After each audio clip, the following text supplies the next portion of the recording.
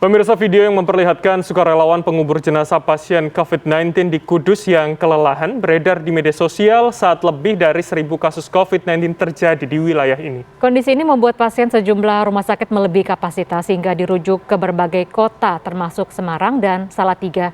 Berikut laporan khas redaksi.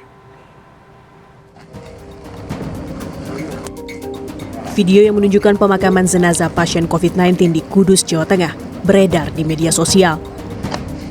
Tampak sejumlah sukarelawan pengubur jenazah yang kelelahan, tertidur sembari menunggu jenazah dari rumah sakit untuk diantar ke pemakaman.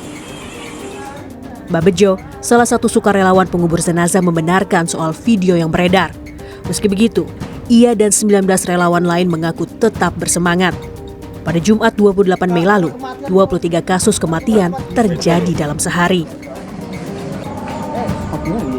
Kita berharap mudah-mudahan angka kematian menurun. Untuk kematian total semua 23.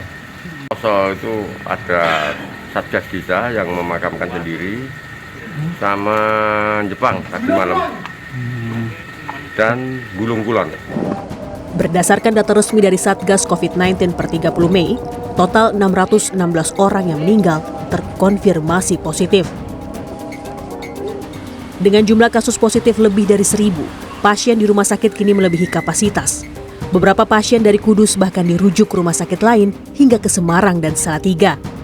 Kemenkes dan Pusdokes Mabes Polri kini turun tangan menangani penyebaran COVID-19 di Kudus. Sebagai antisipasi, pemerintah Kabupaten Kudus melakukan pembatasan kegiatan masyarakat.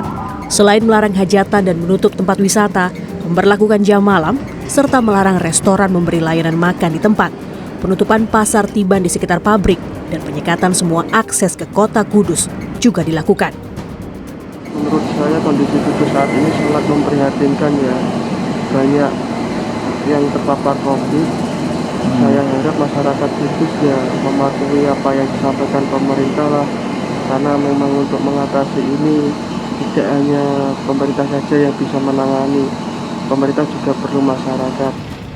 Sementara itu, Pemkab Kudus berharap sejumlah langkah yang diambil dapat mengurangi angka kasus COVID-19 di wilayahnya. Ini ada 42 desa yang merah. Nah, tentunya desa itu dipantau terus oleh kepala desa maupun dari Pak Camat dan juga Joko Tonggo di situ. Artinya di situ tidak boleh ada kegiatan yang sifatnya berkerumunan, baik hajatan atau semuanya tidak boleh. Kalau ibadah dibolehkan, tapi kapasitas harus dikurangi dan betul-betul menerapkan protokol kesehatan. Selain warga, sejumlah tenaga kesehatan terpapar COVID-19. Petugas berharap langkah Pemkab Kudus yang dibantu sejumlah pihak dapat menekan angka penyebaran COVID-19.